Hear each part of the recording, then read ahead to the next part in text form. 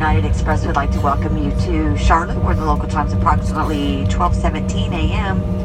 For your safety and the safety of those around you, please remain seated with your seatbelt securely fastened and all carry-on items stowed until the aircraft is parked at the gate. The captain has turned off the seatbelt sign. Use caution when opening overhead bins as items may have shifted.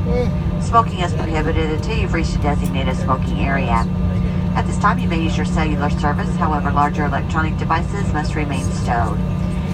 If your carry-on bags were left plainside in Houston, they will be available plainside as you exit the aircraft.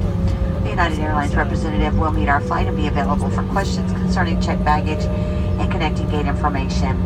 On behalf of United Airlines and Star Alliance Network and your Indianapolis-based flight crew, thank you for flying the friendly skies with us tonight. We hope you had a pleasant experience and look forward to serving you again on another United flight. Again, thank you. Have a great morning.